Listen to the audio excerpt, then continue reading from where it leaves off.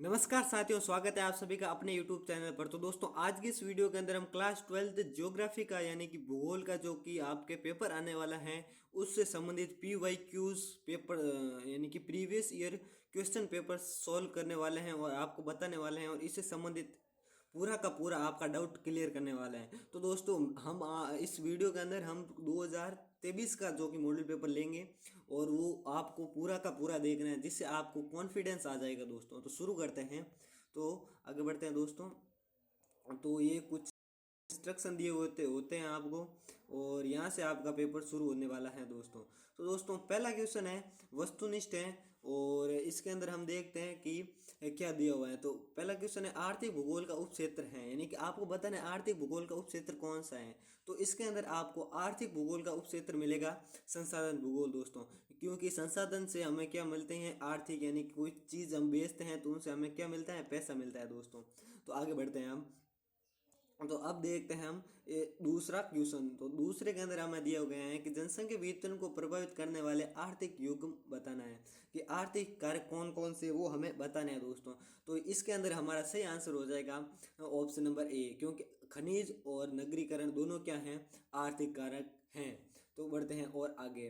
तो अब हमारा आता है तीसरे क्वेश्चन, और तीसरे क्वेश्चन के अंदर हमें दिया हुआ है कि उच्च साक्षरता स्तर किसका सूचक है।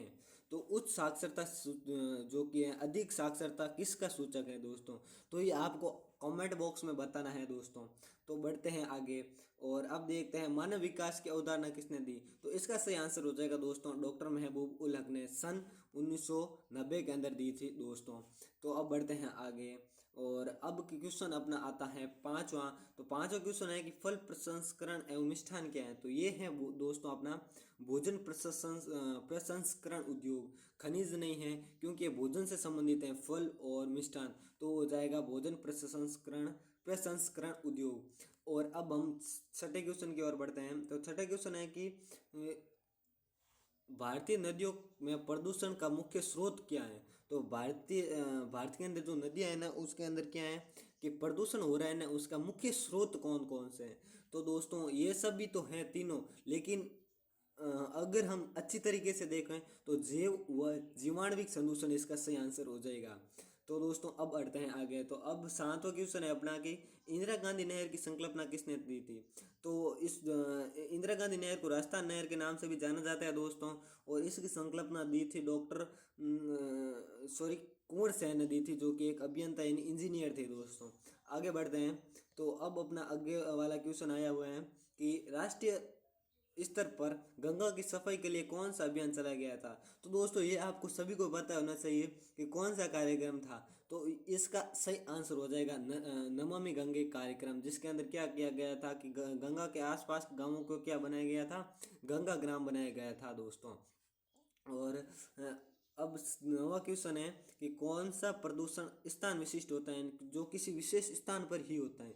तो वो होता है ध्वनि प्रदूषण दोस्तों। अब बढ़ते हैं आगे।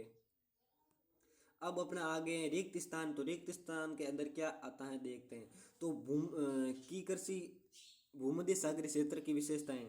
तो कौन सी कृषि है वो भूमध्य सागर में की जाती है। तो यहाँ हो जाएगा आपके खट्टे फलों की कृषि। क्या खट्टे फलों की कृषि, यहाँ पर सही आंसर हो जाएगा। और अब देखते हैं आगे। तो आगे दूसरा क्वेश्चन है कि परिवहन में क्रांति 18वीं शताब्दी में के इंजन के आविष्कार के बाद आई थी। कौन सा इंजन था जिसके अंदर परिवहन में क्रांति आई थी। तो दोस्तों, यहाँ पर दो प्रकार से हो सकते हैं, जो कि पहला तो हो गया अपना ट्रेन यानी कि भाप का इंजन, और दूसरा हम यहाँ लिख सकते हैं कि अंतर्दहनी इंजन हो सकता है दोस्तों। आप दोनों में से कुछ भी लिख सकते हैं। और अब अपना तीसरा है। तो तीसरे के अंदर है कि तालाबों के चारों ओर विकसित बस्ती को कौन सा प्रतिरूप होता है। तो ये दोस्तों बस्तियां वाले चैप्टर से लिए गए हैं, और ये होएगा आपका वर्ताकार, जो कि तालाब कैसे होते हैं, वर्ताकार ही होते हैं दोस्तों। तो उसके चारों ओर क्या बसेगी बस्तियां, तो वर्ताकार ही बसेगी। अब देखते हैं चौथा। तो चौथा है देश की पहली सफल आधुनिक सूती मिल की स्थापना नामक स्थान पर की गई थी। तो कहाँ की गई थी। तो इसका सही आंसर हो जाएगा आप अपने सूरत, जो कि कहाँ है, गुजरात के अंदर है दोस्तों। बढ़ते हैं अब और आगे। तो अब आता है अपने अति लघुतरात्मक क्वेश्चन। तो अति लघुतरात्मक क्वेश्चन को देख लेते हैं। तो पहला क्वेश्चन आता है कि प्रकृति अवसर प्रदान करती है और मानव उसका उपयोग करता है, तो ये कौन सी विचारधारा है? तो दोस्तों ये विचारधारा होगी अपनी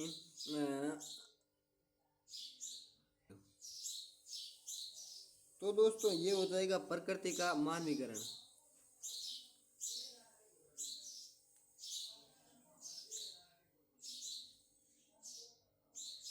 तो दोस्तों इसका सही आंसर हो जाएगा प्रकृति का मानवीकरण हो जाएगा।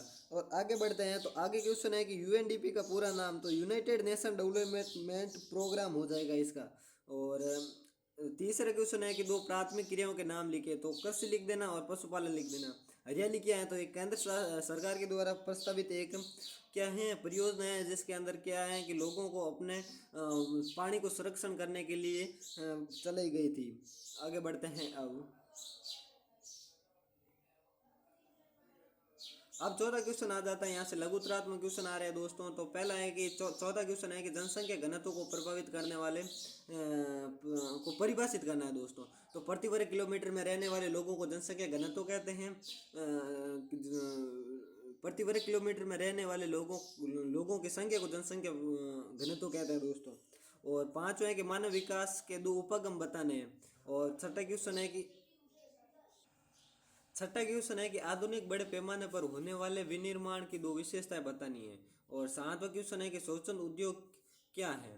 और आठवां क्वेश्चन है कि वृद्ध ट्रंक मार्ग पर संक्षेप में टिप्पणी लिखी, ये कहाँ पर स्थित है दोस्तों? ये उत्तरी अटलांटिक महासागर के अंदर स्थित है। और नौवां क्वेश्चन है कि यदि आपको नगरीय विकास मंत्री बना दिया जाए तो नगरों की पर्यावरण संबंधित समस्याओं को कैसे दूर करेंगे।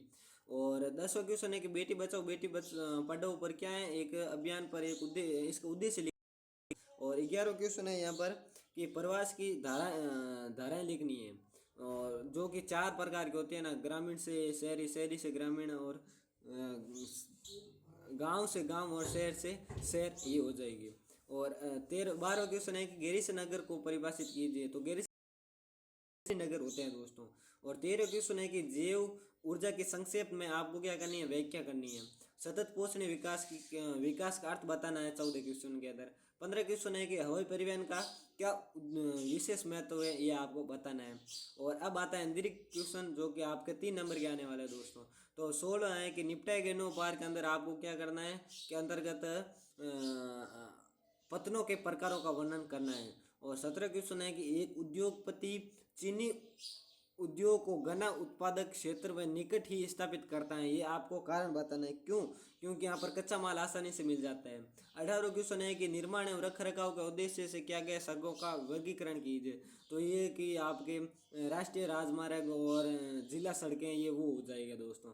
अब निबंधात्मक क्वेश्चन है वो आपके दोस्तों 4 नंबर का एक क्वेश्चन आने वाला है दोस्तों। तो शुरू करते हैं इस वीडियो को। तो शुरू करते हैं, आगे बढ़ते हैं दोस्तों। तो यह 19वां क्वेश्चन है कि पर्यटन के लाभ बताते हुए पर्यटन को प्रभावित करने वाले कारकों की विवेचना कीजिए।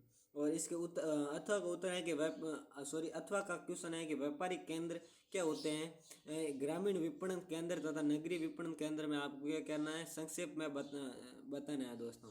20वां क्वेश्चन आपके क्या है कि फसल से संबंधित आए हुए हैं कि भारत में चावल की कृषि का वर्णन कीजिए, किन के आधार पर, इनके आधार पर, यानी कि फसल का परिचय देना है, चावल का परिचय देना है, चावल की जलवायु दशा बतानी है, चावल का उत्पादक क्षेत्र बताना है, जो कि सबसे अधिक कहाँ होते हैं भारत में चावल, तो पश्चिम बंगाल में होते हैं दोस्तों। और अथवा में दिया हुआ है कि भारतीय कृषि की 4 समस्याओं का व्याख्या कीजिए। तो पहला है असमान वर्षा का वितरण, और छोटे खेत, और आपको 2 बता रहे हैं दोस्तों। और 21वां क्वेश्चन है कि दिए गए विश्व के रेखा मानचित्र, यानी कि विश्व के मानचित्र पर आपको मुंबई दर्शानी है, जो कि भारत के अंदर है। और सिडनी, जो कि कहाँ है, अपने ऑस्ट्रेलिया के अंदर है दोस्तों।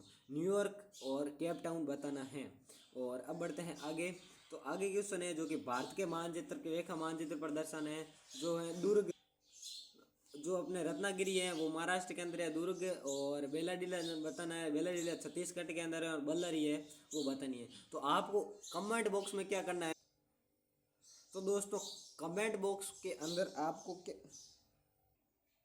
तो दोस्तों कमेंट बॉक्स के अंदर आपको क्या करना है कि दुर्ग और बेल्लरी कहाँ पर है वो लिख कर बताना है। तो दोस्तों वीडियो को लाइक ज़रूर कर देना, जिससे कि आपके दोस्तों के और पहुंचेगा ये वीडियो। तो दोस्तों मिलते हैं अगले वीडियो के अंदर, तब तक के लिए जय हिंद जय भारत।